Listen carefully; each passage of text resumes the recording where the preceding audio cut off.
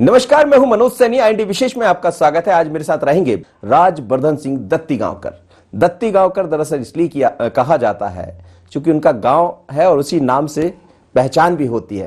तो चलिए आपको मिलवाता हूं विधायक राजवर्धन सिंह दत्तीगांवकर से। स्वागत है आपका। धन्यवाद। ये जो राजनीति का सफर है, वैसे तो पिता आपके राजनीति में रहे जी, लेकिन उसके बाद से 1998 में आप निर्दलीय प्रत्याशी के बतौर चुनाव मैदान में उतरे और उस समय जो परफॉर्मेंस आपका रहा देखने में काफ़ी चर्चा में भी बना था। लेकिन यहाँ तक का जो सफ़र अभी तक देखें राजनीतिक दृष्टि से तो कैसा है? बड़ा दिलचस्प रहा है। शुरुआती दौर में असल में मैं बहुत असहज राजनीतिज्ञ था। राजनीतिज्ञ तो था ही नहीं असल में, कहा जाए तो मैं एक सामान्य जीवन जीता था। कॉर्पोरेट लाइफ थी, मेरी नौकरी थी और जैसा सामान्य तौर पे 9 से 5 बजे का रहता है। और मैं असल में छुट्टी लेके अपने पिताजी के कैंपेन के लिए ही आया था। कुछ घटना ऐसी घटी, परिस्थितियाँ बनी और किसी कारण से मेरा खुद का फॉर्म भरा दिया गया। तो तब मुझे आज भी याद है कि उस दौर में जब हम लोग गांव में जाते थे तो किसी से पूछते थे कि भाई गांव में क्या चाहिए, क्या आवश्यकताएं हैं। अभी बरसात का मौसम भी आ रहा है तो ये स्थिति थी कि लोग कहते थे कि और कहीं वेगा नहीं वेगा, हमारे मजडो डला दीजिए। यानी उनका कहना था कि थोड़ी मुर्रम डला देना ताकि हम एक गांव से दूसरे गांव जा सकें। धीरे धीरे समय बदलता गया, परिस्थितियां बदली। मैं 2003 में कांग्रेस का इलेक्शन लड़ा, 2008 में लड़ा, 2 बार जीता, 2013 में एक इलेक्शन में हारा, 2018 में पुनः चुनाव में जीता। 2018 से पूर्व कुछ समय मेरा स्वास्थ्य कुछ खराब रहा जी। मेरा ऑपरेशन हुआ था और जब मैं लौट के आया उसके बाद में 4 जून 2016 को, तो ये जो एक दौर था बीच का, जब मेरा स्वास्थ्य कुछ ठीक नहीं था, तो होता क्या है, मानस व्यक्ति का ऐसा होता है कि जब कुछ बुरा आपके साथ हो रहा होता है तो आप बुरा ही सोचते हैं, थोड़े नेगेटिव हो जाते हैं। तो वो एक दौर था मेरी लाइफ में जब मैं थोड़ा कुछ डिप्रेस्ड भी रहा और कुछ नेगेटिव होने लगा सा था। लेकिन जब मैं लौटा तो मैं ये सोच के लौटा था कि अब इतने साल हो गए हैं, मैंने लाइफ ये सोच के तो नहीं स्टार्ट करी थी कि मैं पॉलिटिक्स मेरा करियर बनेगा। मैंने पढ़ाई तो इसके लिए बिल्कुल नहीं करी थी, मास कम्युनिकेशन करा, कॉलेज करी। तो मुझे लगने लगा कि अब परिवार, शरीर, तमाम सब चीज़ें एक बहुत बड़ी कीमत होती है। मैंने आके सार्वजनिक रूप से मेरे कॉन्फ्रेंस में कहा भी। लेकिन उस वक्त मैंने जो जनसैलाब देखा और लोगों ने कहा कि नहीं, आप लड़िए, आप रहिए, हम आपके साथ रहेंगे। और मैंने ऑफर ओपन किया था, मुझे याद है मैंने कहा था कि जो भी व्यक्ति चुनाव लड़ना चाहे मुझे बताए, मैं टिकट भी दिलवाऊंगा और मैं उनके साथ भी रहूँगा। फिर लोगों ने फिर ओपनली कहा, फिर हम लोगों ने मेहनत करी, तमाम मुद्दे आए, चुनाव लड़े, चुनाव जीते, सरकार बनी। अब जब वो चुनाव हमने लड़ा था तो मैंने कभी जीवन में उस वक्त कल्पना नहीं करी थी कि आज ऐसा दिन आएगा जब मुझे वो पार्टी छोड़नी पड़ेगी जिस पार्टी के लिए हमने तमाम सालों साल मेहनत करी और ज़मीन से संगठन खड़ा किया। न सिर्फ मेरे क्षेत्र में बल्कि मैं आपको बताऊं पूरे देश में मैंने कांग्रेस के लिए काम किया। राहुल गांधी जी के साथ 10 साल काम किया। उन्होंने तमिलनाडु भेजा, हिमाचल भेजा, पंजाब भेजा, उत्तर प्रदेश भेजा, कोने कोने हम गए। राजा बरार के इलेक्शन में इंचार्ज रहा, पूरी मेहनत करी। होता क्या है कि जब आदमी इतनी तन्मयता से निस्वार्थ कार्य करता है, भावनाएं जुड़ जाती, सब चीज़ें हो जाती है। और उन परिस्थितियों में मन तब टूटता है जब जो कहा जाता है वो किया नहीं जाता। और अभी कुछ ऐसा ही हुआ। अब आज तमाम चीज़ें लोग कहें कि उन्होंने ऐसे किया, ये हुआ, वो हुआ, लेकिन सत्य ये है जी कि ज्योतिरादित्य सिंधिया जी जैसे व्यक्ति को पूरी तरीके से राजनीति से हटाना चाहते थे ये लोग जी। इसकी संरचना उसी दिन हो गई थी जिस दिन कैबिनेट का एक्सपेंशन। मैं इसकी तरफ चलूंगा, आपसे ये समझूंगा। ये निश्चित रूप से हर किसी के जहन में ये सवाल है और आपसे बेहतर उसका कोई उत्तर नहीं दे पाएगा। लेकिन जैसा आप कह रहे हैं कि पॉलिटिक्स की तरफ आपका कोई रुझान नहीं था, लेकिन उस बीच में जब आप MBA किए, आप कहीं फिर आपने कुछ जॉब भी, मैं लुफ्तांसा में काम करता था, रेडियो डिवीजन में भी मैंने काम किया। वो जो पल रहा वो कैसा रहा? मतलब उस बीच में कहीं कभी मन में आता था कि मुझे राजनीति में जाना होगा? नहीं, कभी नहीं। इनफैक्ट मैं आपको बताऊं, जब मेरे पिताजी पहला चुनाव लड़े विधानसभा का 1990 में, राम लहर थी, जबरदस्त लहर थी, वो चुनाव वो जीते। मैं उस वक्त क्लास 12th में था, 12वीं में था, मेयो कॉलेज में पढ़ता था। मैं एक दिन भी उनके कैंपेन में नहीं गया। हमने सिर्फ मेरी मदर का फ़ोन आया कि भैया उनको टिकट मिल गया है बेटा, ऐसा ऐसा है। तो मैंने कहा ठीक है, अच्छा है। तो बोले तुम चिंता नहीं है। तो मैंने कहा मुझे चिंता नहीं, मुझे पता जीत ही जाएंगे। तो बोली तुम कह रहे हो जीत जाएंगे कैसे, हो तो राम लहर है, बड़ा ख़राब माहौल है। तो मैंने कहा नहीं, मुझे पूरा विश्वास है कि ये टिकट उनको मिला है और वो बड़ा दृढ़ निश्चय उनका है और वो पक्का जीतेंगे। और फिर इलेक्शन रिजल्ट हमने अखबार में पढ़ा। ये ज़रूर हुआ कि मैंने उस वक्त ये ज़रूर किया था, मेरे जो साथ पढ़ते थे तो वो लोग बोले अरे भैया तुम्हारे तो फादर रेबल बन गए हैं, तो क्या। तो मैंने कहा चलो हम तुम्हें एक ऑमलेट की पार्टी दे देते हैं। तो मैंने स्कूल में, मुझे याद है मेस में हमने पूरे मेरे क्लासमेट्स को बुलाया और जो शाकाहारी था वेज नॉन वेज के हिसाब से ऑमलेट, बच्चों में क्या होता है कितना, तो दे दिया और पाव भाजी वगैरह, ये हमारा सेलिब्रेशन था, इतनी हमने पार्टी करी। तो ये मुझे याद है। और फिर उस वक्त मुझे याद है कि 2 साल में सरकार बर्खास्त कर दी गई थी। तो पटवा सरकार थी 91, 2 साल के बाद उस गवर्नमेंट को डिसमिस कर दिया गया और बमुश्किल 2 साल मेरे फादर विधायक रहे। फिर कुंवर महमूद अली गवर्नर बन गए थे मध्य प्रदेश के और फिर गवर्नर रूल रहा। फिर वापस इलेक्शन हुआ और बाकी तो पता है 93 में दिग्विजय सिंह जी फिर से आए। तो ये कोई ऐसा नहीं था। और दूसरा कारण ये भी था मेरे ख्याल से, जब जो व्यक्ति किसी चीज को बड़े पास से देखता है तो उसको उसकी अंदरूनी पूरी कहानी पता होती। तो मेरे लिए पॉलिटिक्स की परिभाषा ये थी, मुझे ये लगता था कि राजनीति की वजह से मेरे पिताजी कभी मेरे को समय नहीं दे पाए। अब मानिएगा नहीं, हमारे तमाम मेरे स्कूल के दिनों में वो कभी भी हमारे एनुअल फंक्शन पे नहीं आ पाए। हम छुट्टियों में जब आते थे तो मैं उनको मुश्किल से 2-3 दिन मिल पाता था। जी मैदान की दौड़ और राजनीति की दौड़ जिसका आप कह रहे हो, और जीवन की दौड़ को यदि उसमें जोड़ लिया जाए तो ये इसको अलग अलग थोड़ा सा विभक्त करिए। मैदान की दौड़ में एक अच्छी बात यह है कि जितनी मेहनत परिश्रम आप करोगे और स्पोर्ट्समैन स्पिरिट होती है तो वो आपको उसमें क्लियर हो जाते हो, कोई प्रॉब्लम नहीं है। राजनीतिक दौड़ में यह है कि टांग खींचने वाले ज़्यादा होते हैं, आगे बढ़ाने वाले कम होते हैं। तो आप फील्ड में दौड़ रहे हो तो आपका अगल बगल नहीं देखना, कोई टंगड़ी नहीं मारता, वो अपनी दौड़ लगाता है, वो अपनी दौड़ लगाता है, अपनी जो जीतता है और गले मिलते हैं और एक दूसरे को बधाई भी देते हैं और फिर मेहनत करते हैं कि चलो इस बार दूसरे नंबर पे हैं, तीसरे बार, अगली बार पहले नंबर पे हैं। पर पॉलिटिक्स में दृश्य कुछ है और अदृश्य कुछ है, तो कई तमाम पहलू रहते हैं। एक अदृश्य जो आप जिसका बात कर रहे हैं, दृश्य और अदृश्य कुछ है, मतलब कुछ चीजें पीछे होती पर्दे के पीछे। आप जब राजनीति में आए तो कहा जाता है कि उसके पीछे भी, पर्दे के पीछे का कुछ छिपा हुआ है, जैसा जितना हम समझ पाए हैं आपको कि पिता को लेकर, और दिग्विजय सिंह जी की जब बात आती है तो वो भी कई दफा चर्चाओं में आ जाता है कि ये सब चीजें भी आपको राजनीति की तरफ बढ़ाई। मेरे पिताजी असल में बहुत ही स्वच्छंद और निर्भीक व्यक्तित्व थे और मैंने उन्हें हमेशा ये कहते सुना और करते देखा कि वो अगर उन्हें लगा कि सही है तो दुनिया की कोई भी ताकत आ जाए पीछे नहीं हटते थे। इसलिए उनके लिए अक्सर मेरी मदर भी कहती है, मैं भी कहता हूँ कि ऐसा निडर व्यक्तित्व हमने नहीं देखा। जब जब हमने उनको देखा, लोहा देखा, वो लोहा थे या लोहे के, जब जब हमने उनको देखा, लोहा देखा, गोली की तरह चलते देखा। और बहुत ही उनका एक अंदाज था और एक और उनमें बहुत बात थी कि उनमें दया बहुत थी।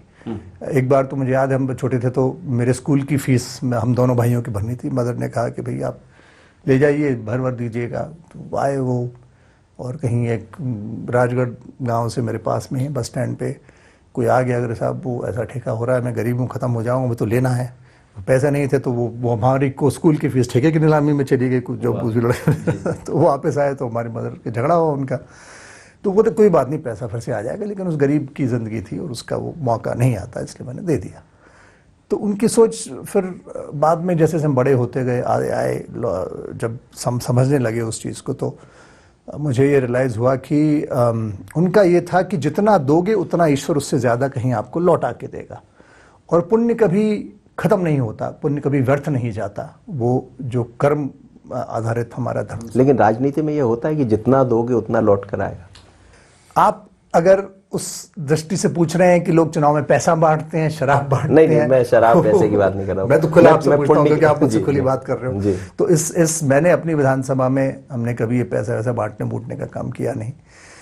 पुण्य जरूर है कि अगर आप वास्तविकता में, धर्म में और ईश्वर में विश्वास रखते हैं और कर्म प्रधान आपका जीवन है, मन वचन कर्म से अगर आप एकनिष्ठ हैं और एक हैं, तो अब कहते हैं ना कि अगर सच्चे मन से कुछ मांगा जाए तो ईश्वर कभी आपको निराश नहीं करता। तो ठीक है, सुबह के बाद शाम होती है, रात होती है। लेकिन यहाँ तो जब आप सामने होते हैं तो सच्चे मन से ही मांगा जा रहा था। लोग कह रहे थे, आपके साथ कई सारे लोग कह रहे थे, सच्चे मन से मांग रहे थे कि सच्चे मन से मांगना और उसका पूरा नहीं होना। आज मैं एक पूर्व विधायक से बात कर रहा हूँ। अब देखिए, मैं, अगर आप इशारा कमलनाथ जी या कांग्रेस पार्टी की तरफ कर रहे हैं तो मुझसे ज़्यादा असल में मेरे लोगों को इस बात की निराशा हुई कि जो सार्वजनिक रूप से हमारे क्षेत्र में आके चुनाव की रैलियों में कहा गया, बड़े नेताओं ने कहा, उसको पूरा नहीं किया गया। और जिस दिन मंत्रिमंडल का विस्तार हुआ, उन्हें तमाम, मैंने तो सबको मना कर दिया, आपको ही मत आइए, लेकिन लोग आए, नहीं माने, और उनमें गुस्सा बहुत था। इतना गुस्सा था कि बहुत से लोगों ने पीसीसी में जाके, आप लोग भी थे, कुछ लोगों ने वहाँ हंगामा भी किया, तमाम पुतले उतले भी कांग्रेस के नेताओं के जलाए गए। मैंने कहा कि भाई ये गलत है, ऐसा मत करो, ठीक है, तुम्हारी भावना जो भी है। जब कॉन्स्टिट्यूंसी में जी हम वापस गए तो उन लोगों ने वहाँ पे जाके भी रैली निकलनी थी, मना कर दिया, हम नहीं निकालेंगे और हम आपसे बात करेंगे। बात करने गए तो वो तमाम फेसबुक लाइव कर दिया किसी ने, और सब लोग इस्तीफा देना चाहते थे। अंत में मैंने सबकी बात सुन के कहा, चलो आप मत दीजिए, आपने मुझे बनाया है तो मैं दे दूंगा, तो सबने दे दिया। तो फिर परिणति ये हुई कि मैंने जाके दिल्ली में दिया रिज़ाइन, और मुझे कहा गया कि कमलनाथ जी ने भी कहा, दिग्विजय सिंह ने भी कहा कि नहीं भैया रुको 6 महीने, हम करेंगे। और कमलनाथ जी ने साफ कहा कि कमलनाथ की ज़बान है और तुम मुझे ट्रस्ट करो। और मैंने कहा गलती क्या है? तो बोले नहीं, केपेबल हो, सब कुछ है, लेकिन परिस्थितियाँ ऐसे बनी, अब तुम राजपूत, हम नहीं बना पाए राजपूत को। तो मैंने कहा साहब, क्या राजपूत होना कोई गलती है? मैं तो तय नहीं करूँगा मेरा जन्म किस घर में, किस व्यक्ति के यहाँ और किस जात में हो। ठीक है, मैं हूँ तो, लेकिन मेरे गाँव में सब आदिवासी, मैं वहीं रहता हूँ और पार्टी जीतती है, फिर भी मैं एक घर है फिर भी जीतती है। तो बोले नहीं, वो ऐसे कास्ट इक्वेशन हमको बैलेंस करना, ये करना, वो करना। तो तमाम जो पॉलिटिकल बातें होती हैं, तो मैंने कहा ठीक है। नहीं, लेकिन कभी कभी जब इस तरह की चीज़ें सामने आती, जैसा आप लोग के साथ हुआ, ज्योतिरादित्य सिंधिया जैसे नेता के आप साथ जुड़े हुए हैं, आपके पिता माधवराव सिंधिया जी के साथ जुड़े हुए थे, तो ऐसा भी कहते हैं कि सिंधिया वर्सेस दिग्विजय सिंह, ये तो खुल के चलता है, चर्चाएं तो खूब होती है पॉलिटिक्स में इस तरह की। और क्या उसी समय से ऐसा चलता रहा कि हमेशा, कम से कम आपके परिवार के साथ तो एक व्यक्ति विशेष जो कहा, देखिए ये तो अन्याय ही है ना। जैसा मैंने आपसे कहा, ये मेरी गलती नहीं है कि मैं अपने पिता का पुत्र हूं जी। ये जरूरी भी नहीं है कि जो उनकी सोच या जो उन्होंने किया वो वही मैं करूं या वही सोच मेरी हो। और अब ये कह देना कि साहब अरे वो तो सिंधिया जी का तो कोई योगदान ही नहीं था, और वो तो क्या हुआ कि होता तो खुद अपना चुनाव नहीं हारते, देखिए वो तो अपना खुद का भी चुनाव हार गए और कमलनाथ जी उनका चुनाव जीत गए। तो मैं पूछना चाहता हूं कि इस परिस्थिति में क्या राहुल गांधी चुनाव नहीं हारे? क्या दिग्विजय सिंह जी चुनाव नहीं हारे? और आप बताइए, क्या अगर कमलनाथ जी मुख्यमंत्री अगर नहीं होते तो क्या निकलना चुनाव नहीं हार जाते? बिल्कुल, सब जानते हैं। तो और पहले कमलनाथ जी के चुनाव नहीं हारे, क्या इंदिरा गांधी चुनाव नहीं हारी, क्या अटल बिहारी चुनाव नहीं हारे? तो आप सिर्फ उस एक लोकसभा को लेके किसी भी कारण से, और वो परिस्थितियां आपने निर्मित करी, आपने उनके वहां परिस्थितियां ऐसी बनाई, आपके तमाम लोग इंटेलिजेंस रिपोर्ट्स क्या कह रही थी, तो आप क्या उस व्यक्ति को सब नकार दोगे? अब ये तमाम सज्जन नवाजी के बयान में एक दिन सुन रहा था, बोले थे अरे साहब वो तो बहुत एरोगेंट है और उनके ड्राइवर ने उनको हरा दिया, जबकि उनके ड्राइवर नहीं थे, डेली कॉलेज के पढ़े हुए हैं, केपी सिंह जी थे। तो सज्जन नवाजी खुद 3.5 लाख से हारे, अरुण यादव जी खुद 3 लाख से हारे, मीनाक्षी नटराजन खुद 3 लाख से हारी। तो ये सब चीजें क्या, लेकिन वो तो कह रहे हैं कि जनता जवाब मांगेगी इस बार, क्योंकि जनता ने वोट कांग्रेस को किया था। जनता उनसे जवाब मांगेगी कि आपने हमारे 42,000 से जिताए हुए विधायक को इस योग्य क्यों नहीं समझा कि उसको मंत्रिमंडल में जगह देते। आपने हनी बघेल जैसे आदमी को, जिसके पिताजी भी मंत्री थे, आपने उमंग सिंगार जी जैसे व्यक्ति को, जिनकी भुआजी भी मंत्री थी। हनी बघेल जी तो बीजेपी में चले गए थे बीच में, उनके पिताजी कांग्रेस छोड़ के बीजेपी में चले गए, जिसको कांग्रेस ने सांसद बनाया, जिला कांग्रेस अध्यक्ष बनाया, तमाम चीज थी, बीजेपी में चले गए। क्यों चले गए बीजेपी में? क्योंकि उनको बीजेपी में किसी कांग्रेस के आदमी नहीं भेज दिया और उनको जमुना देवी के खिलाफ लड़ाया, शादी जमुना देवी को हराने की करी गई थी।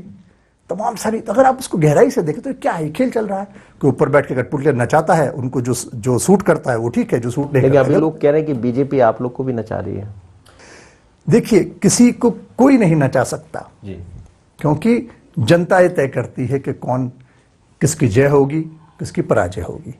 और जहां आपने कहा कि जनता जवाब मांगेगी, ये जो तमाम बातें कह रहे हैं कि खुददार और गद्दार, तो मैं तो कहता हूं कि हम खुददार थे, हमें वो हिम्मत थी कि हम आपको कह के आ गए। और हमारी कॉन्स्टिट्यूंसी आपसे पूछेगी 75 साल से क्या बदनावर विधानसभा में एक भी विधायक आज तक मंत्री बनने लायक नहीं रहा कांग्रेस में? और क्यों नहीं रहा? हमने आपको हर जगह योगदान दिया, हर फील्ड में योगदान दिया, तो क्या क्या गलती थी? लेकिन क्या प्रॉब्लम थी? मंत्रिमंडल में ये देरी कहीं कुछ सवाल खड़े करना? नहीं, सवाल कुछ नहीं, कोरोना काल है। देखिए, बहुत फ्रैंकली कोरोना का समय है और कोरोना ही प्राथमिकता है और कोरोना की वजह से ये डिले हुआ है। और मेरे ख्याल से राज्यसभा इलेक्शन के बाद कुछ न कुछ निर्णय हो ही जाएगा। अब ये लोग कहते हैं कि कोरोना इसलिए बढ़ गया कि भाजपा सरकार बन गई। मैंने ये बेसिर पैर की बातें। अरे आप तो आईफा करा रहे थे, वहाँ जैकलीन फर्नांडिस, सलमान खान खड़े होकर मुस्कुराते हुए फोटो फ्रेम्स में आ रहे थे, आपको भी पता है। तो आईफा ज्यादा इंपॉर्टेंट हो गया था। तो ये मान लिया जाए कि बीजेपी की जो भाषा है उसमें धीरे धीरे कर आप लोग ढलने लगे? नहीं, किसी की भाषा में ढलना न ढलना, अब तो हम भाजपा के सदस्य ही हैं जी। और देखिए, सबसे बड़ी बात क्या है, हमारे राजनीति में होने का उद्देश्य क्या है? क्या राजनीति बड़ी है, पार्टी बड़ी है, या आपका देश और राष्ट्र बड़ा है? मैं कहता हूं कि निसंदेह आपका राष्ट्र बड़ा है जी। आपका देश बड़ा है और देश हित बड़ा है। तो कहीं भी कुछ गलत हमको लग रहा है या गलत हो रहा है तो उसकी अभिव्यक्ति का अधिकार हमको है। और जहां तक मैं और मेरा क्षेत्र है, मेरे क्षेत्र के लोग मुझे शुरू से जानते हैं, मेरे परिवार को जानते हैं। जो मुझे लगता है मैं कहता हूं, मैं खुला कहता हूं, सबके सामने कहता हूं जी। और मुझे कहना चाहिए। मेरे लोगों ने मुझे मत इसलिए दिया है कि मैं अपने क्षेत्र की बात करूं, चाहे विधानसभा हो मैं वहां बात करता था, चाहे नेता थे तो मैं वहां बात करता था। मेरी प्राथमिकता है कि वहां सारा कार्य जो मुझे करवाना मैं करवाऊं। ज्योतिरादित्य सिंधिया सबसे बड़े चेहरे थे 2018 के चुनाव में, और अभी दो चेहरे हैं भारतीय जनता पार्टी में। एक चेहरा शिवराज जी का है, एक चेहरा ज्योतिरादित्य सिंधिया जी का है। शिवराज माफ करो महाराज खूब चल रहा था, इस बार दोनों एक जगह नजर आएंगे। चेहरा किसका दिखाई देने वाला? देखिए, वो मुख्यमंत्री हैं शिवराज सिंह जी, तो जो सरकार का मुखिया होता है उसी का चेहरा निसंदेह सामने रहता है जब सरकार होती है। सिंधिया जी एक कार्यकर्ता के नाते जहां उनको पार्टी आदेश देगी वो कार्य करेंगे। और अभी थोड़े अभी अस्वस्थ में हैं, आप जानते हैं, तो ईश्वर से मैं कामना करता हूं कि जल्दी ही वो स्वस्थ हों और हमारे बीच में लौटें। और मुझे ये विश्वास है कि शिवराज सिंह जी की एक खासियत और खूबी है। आपने कभी कमलनाथ जी को कहीं पदयात्रा करते देखा? हेलीकॉप्टर या हवाई जहाज के अलावा कहीं किसी क्षेत्र में दौरे करते देखा? दिग्विजय सिंह जी को तो हमने भी देखा। दिग्विजय सिंह जी को तो हमने संत महात्माओं के सामने दंडवत करते भी देखा। बड़े धर्मनिष्ठ हैं और हालांकि जो भी बाकी अभिव्यक्ति करते हैं वो ठीक है, योग भी करते हैं, उसका मैंने भी उनसे उसमें उस दिशा में कुछ सीखा है। लेकिन आप कंपैरिजन अगर शिवराज सिंह जी और कमलनाथ जी का करें तो शिवराज सिंह जी जमीन से बहुत बहुत ज़्यादा जुड़े और कमलनाथ जी की महारत मैनेजमेंट में रही है, वो इतना फील्ड से नहीं कनेक्टेड रहे। तो ये अब क्या होगा, ये कॉम्बिनेशन बनेगा। सिंधिया जी भी बहुत मेहनती हैं, एक युवा चेहरा है, पारिवारिक पृष्ठभूमि उनकी अच्छी है, राजमाता सिंधिया का योगदान सब जानते हैं। और शिवराज सिंह जी अपने आप में कई सालों से उन्होंने अपने कर्म के आधार पर अपनी जगह इस जनतंत्र में बनाई है और बड़ी मजबूत जगह बनाई है और ज़मीन से जुटे हुए हैं। एक सामान्य परिवार से आके आज मुख्यमंत्री बने हैं और मेरे ख्याल से दोनों टीम वर्क में काम करेंगे। साथ ही प्रभात झा हैं, नरेंद्र सिंह तोमर जी हैं, बाकी नेता जमीन से जुड़े हैं शिवराज जी। तो क्या कमलनाथ जी जमीन से ऊपर चल रहे थे इसलिए ये हाल हो गया?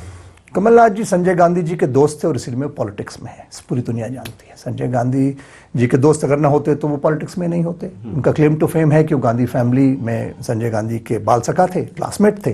क्लासमेट होने के नाते इंदिरा गांधी ने उनको कलकत्ता से बुला के छिंदवाड़ा में टिकट दे दिया। छिंदवाड़ा सेफ सीट थी, वो जीत गए और उनका पॉलिटिकल करियर आगे बढ़ता रहा। तो वो नेचुरली चॉइस ऑफ लीडरशिप थे, ऊपर से उनको लाके स्थापित किया गया और गांधी परिवार ने उनको सपोर्ट किया। ये इस बार जो उपचुनाव होने जा रहा है एक बड़ा चैलेंज कहीं नजर आ रहा है आपको? क्योंकि वैसे भी मैदान हो या फिर चुनाव हो, सब तरह से चैलेंज तो होता है, लेकिन ये अलग तरह की चीजें हैं। 22 लोग आप जैसे लोग कांग्रेस के वोट पर जीते थे, कांग्रेस के चुनाव चिन्ह पर जीते थे।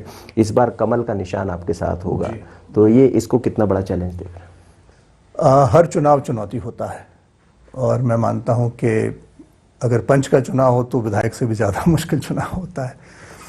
चुनौती तो हर चुनाव है और इस चुनाव को भी हम पूरी तरीके से सतर्क होकर लड़ेंगे। और मैं तो मानता हूं कि ये चुनाव जनता ही लड़ेगी। मुझे सिर्फ जाके एक सवाल पूछना है कमलनाथ जी से कि ये चुनाव क्यों हो रहा है, इस चुनाव के पहले क्या कहा गया था और इस चुनाव के बाद में क्या किया गया। आज तक उपचुनाव मध्य प्रदेश में नहीं हुआ है जी। ऐसा क्यों हुआ कि हम लोगों ने इतने साल इतनी मेहनत करी, 15-15 साल, और आपने हमें इस लेवल पे विवश कर दिया कि आज हम यहाँ पे हैं जी। तो ये इस चुनाव का कारण ही वो सारी बातें हैं जिन पर वो खरे नहीं उतरे। आज वो हम पे उंगली उठा के आरोप लगा रहे हैं, लेकिन जब वो एक उंगली उठाते हैं तो 3 उंगलियां उनकी तरफ। लेकिन ये भी कहा जा रहा है कि पिछले चुनाव में जो ज्योतिरादित्य सिंधिया जी हर मंच पर, चाहे मंदसौर की बात है, इस अभी हमने देखा मंदसौर की बरसी आई, इस तरह के कई वीडियो सामने आ रहे हैं और वो लोग खंगाल रहे हैं ऐसे वीडियो को, उन्हीं को सुनाएंगे कि देखिए इन्होंने क्या कहा था। देखिए उसका जवाब सीधा सीधा है। आप बताइए लक्ष्मण सिंह जी ने क्या कहा, राहुल गांधी माफी मांगे। आप बताइए उमंग सिंगार जी ने क्या कहा, माफिया सरकार चला रहा है, रेत माफिया, शराब माफिया, माफिया। बुआ जी क्या कहती थी, मैं राजा के तंदूर में जल रही हूं। ऐसे लाख वीडियो है। उमंग सिंगार जी तो खुद कहते, आप उनसे पूछिए क्यों भैया आप कहते थे माफिया सरकार चला रहा है, तो आप भी हिम्मत करके इस्तीफा दे के आ जाओ, माफिया राज खत्म हो गया। तो आप ये मान रहे हैं कि इस बार का जो उपचुनाव है, वैसे मध्य प्रदेश में इस तरह की सियासत देखने को नहीं मिली, बहुत अलग एक तरह का चुनाव होगा प्रदेश में? देखिए ये चुनाव मेरे ख्याल से आने वाले 15-20 साल तय कर देगा मध्य प्रदेश में। ये तय कर देगा कि क्या मध्य प्रदेश को मैनेजमेंट की राजनीति चाहिए या धरातल का यथार्थ चाहिए शीर्ष पे। ये तो इस तरीके से चलाने लग गए थे सरकार कि चलो हमने इन्वेस्ट किया, इन्वेस्टमेंट हो गया, अब हमें इन्वेस्टमेंट निकालना है। पिछली बार आप 42,000 वोटों से जीत कर रहा है, जैसा आप जिक्र कर रहे थे। अब फिर चुनाव के मैदान में आप जा रहे हैं, तो क्या उम्मीद कर रहे हैं, जनता क्या फिर से उतनी? मैं आपको तभी बता पाऊंगा जब मैं सारे 258 बूथ पे जाके सब लोगों से मिल लूंगा और उनसे मिल के मुझे पूरा भाव पूर्णतः ग्राह्य करने के बाद ये पता लग जाएगा कि कौन असल में कहाँ है। क्योंकि सबसे बड़ी चुनौती हमारी ये है कि हमें सबको बिठा के मिला के एक ही उद्देश्य तय करके आगे बढ़ना है, और उद्देश्य है क्षेत्र का विकास, समरसता, सबकी प्रगति, सबकी उन्नति। ये चुनावी मंजूरी है या बदली हुई पार्टी की मंजूरी है? ये मेरे क्षेत्र के लिए मंजूरी है। मैं फिर कह रहा हूं कि मैं जय जननी जन्मभूमि के भाव से यहाँ पे कार्यरत हूं, सदैव रहूंगा। मेरे पिता ने आखिरी सांस उस भूमि पे ली, वहीं से उनका शरीर जब प्राण छोड़ गए तो उठाया गया, और आप मानिएगा नहीं जी, मुझे तो पता ही नहीं चला, किसी ने मुझे बुलाया भी नहीं देखने कि मेरे पिता का शरीर कहाँ पड़ा था। ऐसा कभी होता नहीं है। मैं तो घर जाके देखा कि अरे ये कैसे हुआ, सजीव थे। तो वो भाव वो हम वो छोड़ गए हैं, वो ये हम में छोड़ गए हैं ये भाव, और वो तो मुझे दान दे गए थे बदनावर को एक तरीके से कि ये है, यही अब तुम्हारा परिवार है, तुम्हें यहीं जीना है, तुम्हें यहीं मरना है। और उसी भाव को लेकर मैं आगे चलता हूँ, और मैं पूरा प्रयास करूँगा कि जो जो भी आवश्यकताएं वहाँ की हो पूरी हो, कैसे भी करूँ, कुछ भी करके करूँ, मैं वो पूरी करूँगा। और आने वाले समय में मैं ये कामना ईश्वर से भी करता हूँ, और मेरा पूरा प्रयास भी है कि वो सभी कार्य पूरे हों जो अब तक अधूरे हैं। विकास निरंतर प्रक्रिया है, वो कभी खत्म नहीं होती, मैं जानता हूँ। बिल्कुल, विकास एक ऐसी प्रक्रिया का हिस्सा है जो कभी खत्म नहीं होता, लेकिन विकास के नाम पर ही वोट मांगे जाते हैं, विकास के नाम पर ही जनता के बीच में जाया जाता है, और जब वहाँ कुछ बातें होंगी तो फिर इस तरह की स्थितियां निर्मित होती हैं कि आज राजवर्धन सिंह से जब हम बात कर रहे हैं तो पूर्व विधायक के रूप में बात कर रहे हैं, लेकिन सबसे बड़ा अभी चैलेंज जनता ही तय करेगी कि आखिर कहाँ कौन होगा। पर यह ज़रूर है कि जब बातें करते हैं तो कुछ दर्द भी झलकता है, और ये भी बताता है कि जनता के प्रति किस तरह का भाव रखते हैं राजवर्धन सिंह। आज इतना ही, मुझे दीजिए इजाज़त, बने रहिए IND 24 पर।